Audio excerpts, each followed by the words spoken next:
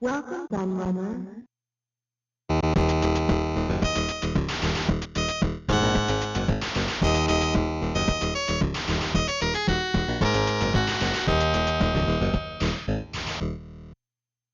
The Atari Jaguar story really is a tale of two very distinct halves.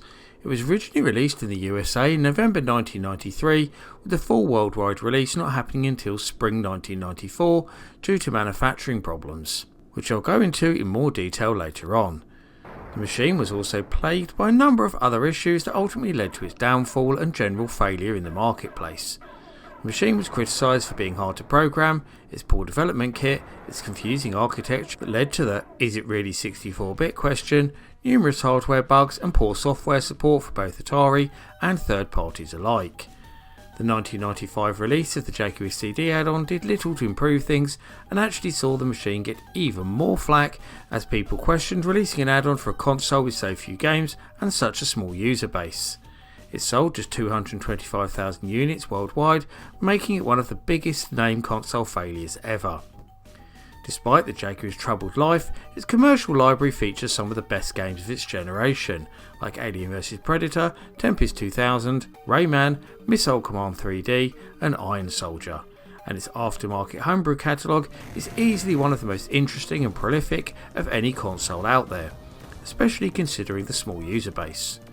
As the last console manufactured by Atari, the Jaguar has an extremely hardcore following and has become very collectible in recent years, with many games selling online for triple and sometimes even quadruple digits. The Jaguar's cult following meant that it was always likely to win any viewer poll I put it in, and to be honest, I feel sorry for the Fairchild Channel F, Sega Mega CD, Neo Geo Pocket and Nintendo Virtual Boy, as they stood no chance against the 64-bit behemoth.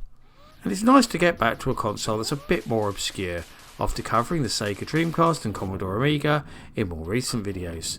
Not to mention a system that holds a special place in my heart, being one of the few people in England to acquire an initial launch machine back in 1993, which I still own.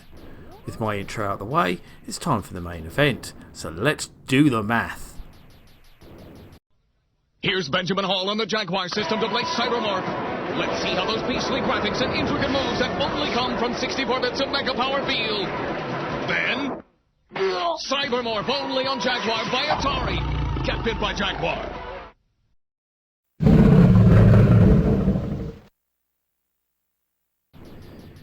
The Jaguar story actually begins in 1989, around the same time that Atari releasing the groundbreaking Lynx handheld. The first key figure in this story is Richard Miller, who had just become Vice President at Jack Tramiel's Atari Corporation. He had previously been part of the team at Flare Technology, a group of talented ex-Sinclair research engineers who had previously developed the unreleased Connex multisystem, aka the Flare 1. Miller's first job when arriving in Sunnyvale was to help assess a new 1632-bit hybrid console that Atari were working on. At this point it was nothing more than a video chip and a Motorola 68000 CPU, and Atari required some assistance in completing this project and turning it into a fully fledged games console. So Miller called up his old friend from Flare, Martin Brennan, and talked him into helping out. Martin soon came to the realisation that this quirky video chip was not the way to go, and had another idea instead.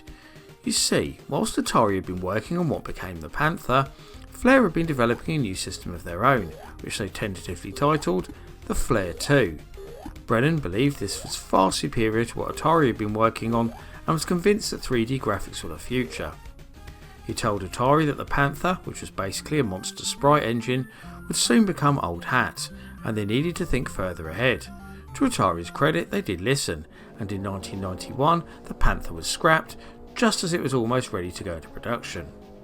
From here the Jaguar was officially born and was soon seen as the saviour of Atari. Of course this couldn't have been further from the truth, but it was certainly an exciting time at Atari and you can't blame them for being optimistic.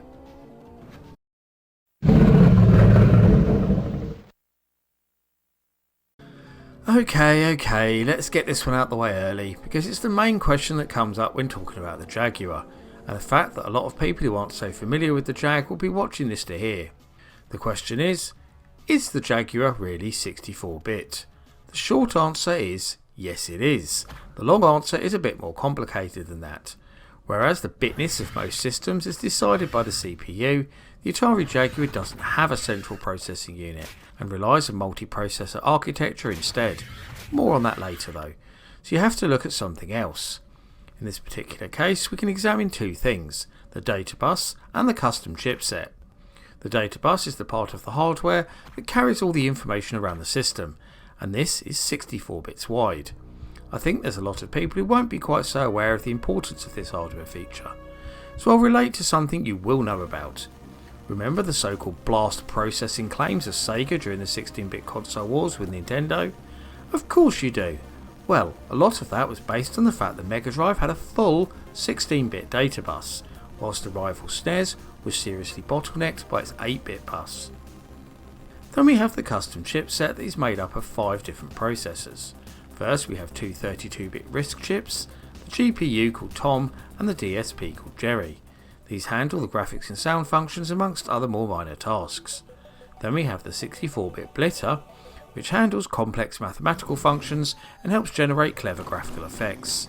And finally the 64-bit Object Processor, or OPL, that is responsible for displaying sprites on screen as well as more fancy visual effects like scaling and rotation. The chief determination of whether a system can be considered 64-bit is if it can process 64-bit instructions. You can see from this long explanation that the Jaguar most certainly can. Case closed.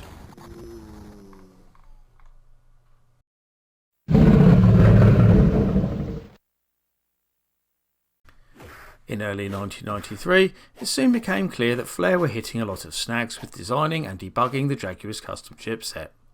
This meant that several compromises would need to be made with the design to get it ready for manufacture, and the proposed late 93 launch. The console had already been delayed from its unrealistically hopeful late 92 release date, and so further delays would not be welcome. Flair were asking for more time to iron out the issues, but cash-strapped Atari couldn't wait any longer. They had to get the Jaguar to market and forego the rest of the much needed bug fixes. But the next problem was that Atari no longer had any manufacturing, having sold all their existing plants in Hong Kong and Taiwan to raise cash to keep the company afloat. So they turned to the creators of the PC, IBM, for help. This seemed like a perfect fit. They were American, so Atari could pull the patriotic angle, they knew how to build computers, and had a rich manufacturing history. The problem was that they'd never built a games console before, let alone one with advanced custom processors, and many non-standard parts, and it soon became clear that they just weren't up to the task, and production was way behind schedule as the autumn of 1993 was approaching. IBM's disastrous handling of Jaguar production ended up costing Atari dearly. The planned European launch of the Jaguar in November 93 had to be almost completely cancelled, despite Atari's division there claiming pre-orders of over 2 million units, with only 2,000 PAL consoles ever being produced for an event at Hamley's historic toy store in London. The Jaguar is produced for both the New York and Californian test markets in America, sold out almost immediately, and then nothing. Atari had no more stock and didn't know when more was coming. IBM were in total meltdown, distributors were losing faith, and consumers were starting to turn their eye to the recently announced Sega Saturn and Sony PlayStation, as well as the existing 3DO. By the time production caught up with Atari's requirements in the summer of 1994, it was all too late. Nobody wanted a Jaguar anymore, it was old news, and Atari had pretty much destroyed any good faith they had left with retailers and distributors. Dismal sales of just 225,000 units caused Atari to exit the console market after just 2 years, and wonder just what could have been had they been able to get their act together back in 1992 when they still meant something.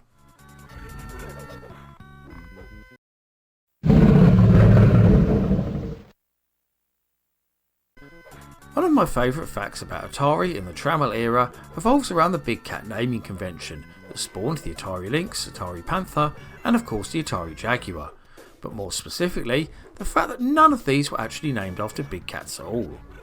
In terms of the Lynx, Atari originally renamed the then Epix Handy as the Atari Advanced Portable Entertainment System, very much following the naming conventions of their previous consoles like the Video Computer System, 7800 Pro System, and XE Game System. But Epix Games designer Peter Engelbreit, he of Slime World and Gates of Zendikon fame, pointed out that the acronym for this spelled apes, and so Atari quickly dropped it in favour of Lynx, a nod to the system's amazing link-up capability. Then we have Panther, which didn't even have a name prior to the arrival of Flare Technology guys. Needing some sort of code name to avoid confusion, Martin Brennan christened the project Panther, because his wife had recently purchased a Panther Callista sports car and liked the name, with this decision directly influencing the moniker of his successor, with Jack Tramiel following suit and renaming the Flare 2 the Atari Jaguar. He had recently taken ownership of a Jaguar XJS, and with Flare also being a British company, it made perfect sense to name this new system after the famous Roadster. So the fact that Lynx, the Panther and Jaguar are all breeds of big cat is just a very unlikely coincidence, and when the Atari box was in development, a lot of Atari fans wanted the new version of the company to also choose a feline name, but instead they settled on the rather confusing Atari VCS moniker.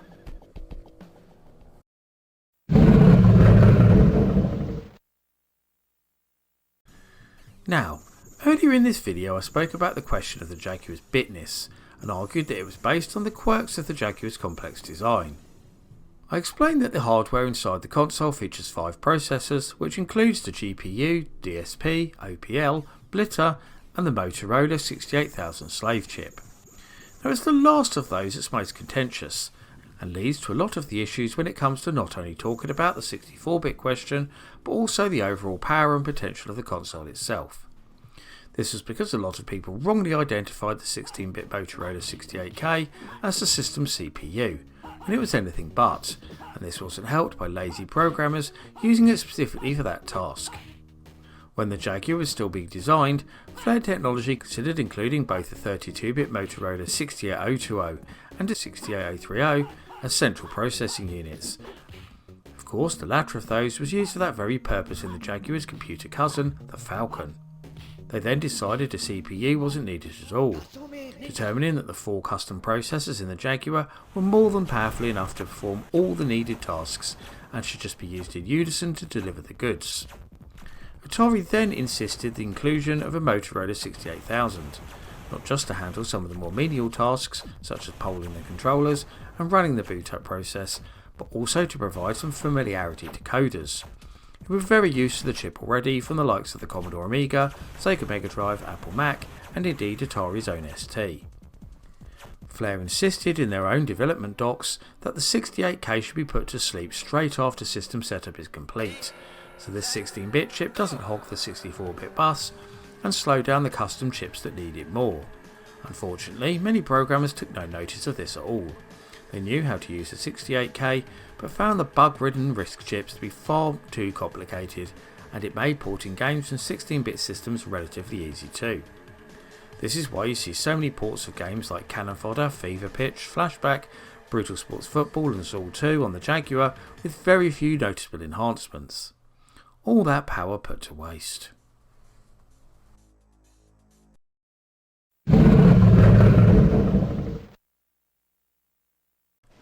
A lot of people aren't aware that even though Warner Bros. Sold the Atari Consumer division to Jack Tramiel in 1984, they remained a minority shareholder in the company.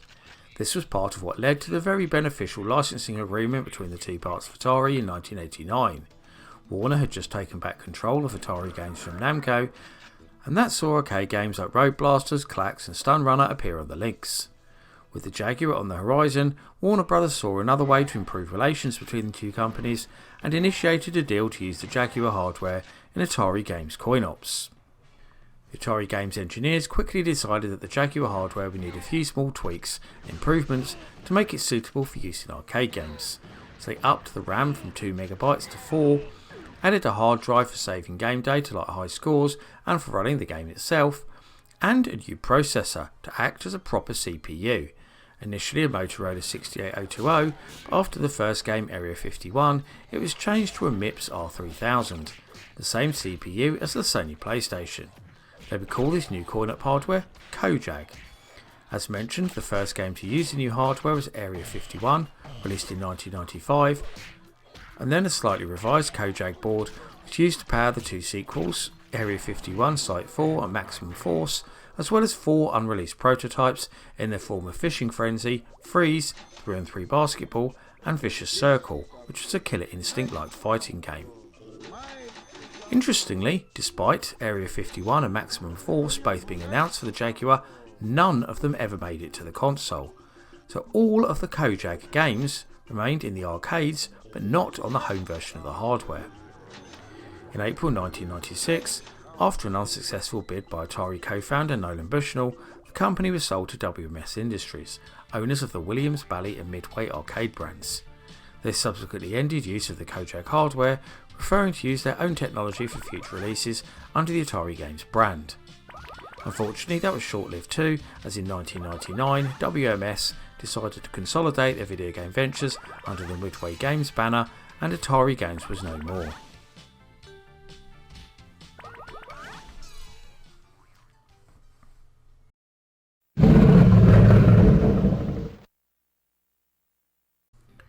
One of the things that's most criticised about the Jaguar, if not the most, is the infamous keypad equipped controller.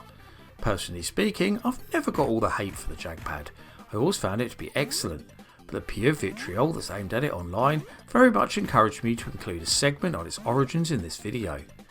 Now, those of you who know your Jaguar history will already know that the Jagpad is a hangover from the console's unreleased 32-bit predecessor, the Panther. The original version of the controller did look a little bit different, black in colour with black buttons and a slightly larger joypad, as you can see in the press image here, but the functionality and basic design was exactly the same. Interestingly, an off-white version of this controller was also mooted for inclusion with the STE computers, and the briefly talked about STE based console. I'll stick a link in the description to my video on that very subject if you want to know more, but it was left out of the package to save costs. And costs is the exact same reason why it was reused for the Jaguar.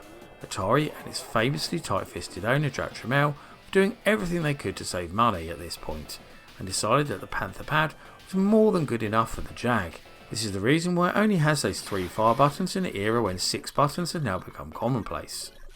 Of course, Atari soon saw the error of their ways and introduced the new Jaguar Pro controller to replace it with its 6 face buttons and slightly more ergonomic design.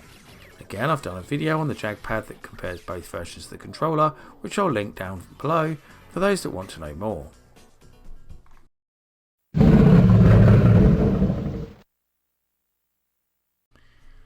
If we put aside the failed Jaguar CD add-on because it was precisely that and needed the main console to operate, the Jaguar had not 1, not 2, but 3 planned follow-ups that never actually made it to market. I can't think of another failed console that had such a long string of planned out succession. The first of these is the Jaguar Duo, a funky looking console that would combine the Jaguar and Jaguar CD into one very sleek looking unit. First shown to the press in 1995, although these were just mock-up units with no internals, it was scheduled for a 1996 release date, but the demise of Atari Corp put those plans out to pasture. There are 2 slightly different mock-up cases that are known to exist, that are now in the hands of collectors, as well as some unpopulated motherboards, showing that the Jaguar Duo is pretty much ready for manufacturing. The second and arguably most interesting follow-up is of course the Jaguar 2. Tentatively scheduled for a late 97 release, this console would be fully backwards compatible with the original Jag, whilst enhancing the hardware in every single area. There was now a proper Motorola 68020 CPU, a dedicated 3D graphics processor, and 4 times the amount of RAM. This was all part of what Atari called the Midsummer chipset, with Oberon and Puck replacing the Tom and Jerry chips from the original Jaguar. Obviously, this was cancelled for the same reasons as the Duo, but according to former Flare engineers, it was very close to being finalised and would have been the most powerful console on the market at that time. A single fully working prototype, which is missing the Puck chip with the Jerry in its place, is in the hands of a collector, but no dedicated software has ever been found. If you want to know more about the Jaguar 2, then check out my standalone video on the console that I've linked in the description. The final follow-up is the Painter, an incredibly interesting hybrid computer console that combined both the Jaguar and Falcon hardware into one very stylish box. This was much rumoured at the time but never officially shown to the press, so it was a very surprising and interesting find when Atari closed down and their offices were emptied. The Painter project was officially cancelled at the same time as the Falcon in late 93, so Atari could put all their focus into the Jaguar. Again, I've covered this console in more detail in another video, so make sure you click the link and check it out.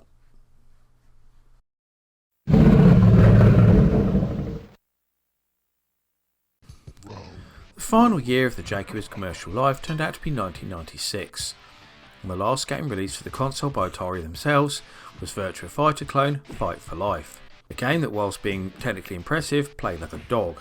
In February of 1996, production of the Jaguar ceased after it was announced that Atari Corporation would be merging with hard drive manufacturers JTS Storage. Now this move baffled a lot of people, with many expecting Atari to make the move into publishing games for other people's systems instead, especially after announcing several PC games including Tempest 2000, Attack of the Mutant Penguins and Flip Out on the new Atari Interactive label. But it soon became clear that the poor health of both Jack and Sam Trammell had played a big part in their decision. Jack had been forced to take back the reins of the company after his son's heart attack, having previously given him control, and felt that he was no longer up to the task. JTS Storage needed cash to bring products to market, and Atari had it, thanks to the settlement of a lawsuit with Sega that saw them receive $50 million. The JTS merger meant that the Trammells could take a back seat, and a small division of Atari would remain in place purely for the purpose of licensing their legacy IP and the Atari brand to other people. Although the deal with JTS effectively killed off the Jaguar, we did see one final flurry of games thanks to stalwart third-party publishers Telegames. As part of the terms of the JTS merger, Atari had to make an agreement with its shareholders to support the Jaguar in Lynx for one more year, so rather than publish the games through JTS, they signed a deal with Telegames to do it for them. Atari handed over a number of finished but unreleased games on both CD and cartridge to the historic company, including Iron Soldier 2, World Tour Racing, 05, Towers 2 and Breakout 2000. Ironically, these actually turned out to be some of the Jaguar's best games, the kinds of titles it sorely needed back in 1994. Telegames then made a promise that they would continue to support the Jaguar going forward by picking up and releasing other unreleased games.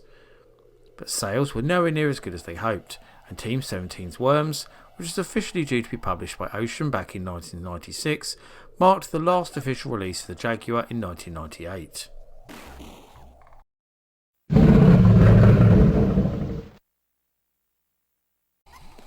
When gamers in the modern day talk about the Jaguar, they often mention its somewhat unusually active homebrew scene. I say unusually because for a console that was such a big failure in the marketplace, it has an incredibly successful afterlife. This is one of the reasons why the Jaguar and its games now go for such high prices online. Not just because it's rare, due to low sales, but also because it's highly coveted by collectors. Probably the main reason for this is because the Jaguar was in fact put into the public domain in 1998 by then owners of the Atari brand Hasbro, following a campaign by the then much smaller but still very vocal user base. These efforts were led by Scott Legrand and Doug Engel of dev group Scatologic, who were keen to release their game Battlesphere for the console but were worried about potential lawsuits.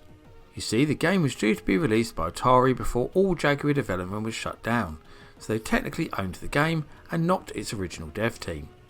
Their persistence certainly paid off, and Hasbro even put out an official press announcement to make sure everyone knew. From here, Jag development increased exponentially, with people creating new tools, new games and demos, new hardware add-ons, and we also got to see the release of loads of previously unreleased prototypes, which included amazing games like Skyhammer, American Hero, Black Ice White Noise, Protector and Total Carnage. This was helped in part by publisher Songbird, who was set up by long-time Atari fan Carl Forhan to specifically support the Lynx and Jaguar with new and previously unreleased games. He continues his efforts to this very day. To master Kazumi Ninja and to defeat the evil ninja Gyaku, you need razor-sharp reflexes, superior strength, and a really good cheat sheet with all the death moves. Kazumi Ninja only on the 64-bit Jaguar. Yeah! And that rounds up my look at 10 amazing Atari Jaguar facts. But which one of these fabulous facts was your favourite? Or can you think of any other tantalising tidbits of trivia that I didn't include? I always love to hear the thoughts and views of my audience, so please get typing in that comment section. Before I go though, I must thank all of my loyal patrons who continue to support my channel and make videos like this possible. However, I must give special thanks to following patrons and YouTube backers in particular for their much appreciated pledges. Grady Haynes, Mitchell Valentino, Seth A. Robinson, Carl Olsen, Dos Gamerman, Sonic Mania 999, Paul Daniel, Andrew McKay, Retro Resolution, Matt Standish, James Taylor, Trogdor the Burninator, Mins, 8-Bit Guy, Luke MC, Ben P. Stein, Tabby Kitsune, and Electron Star Claps. If you also want to help support all my creative endeavours, including this YouTube channel, then please go and check out my Patreon right now. You can get access to extra content, including downloads, exclusive videos, creative insights, and much more besides. I've been the Laird, I thank you for watching, and I'll see you all again for another video very soon.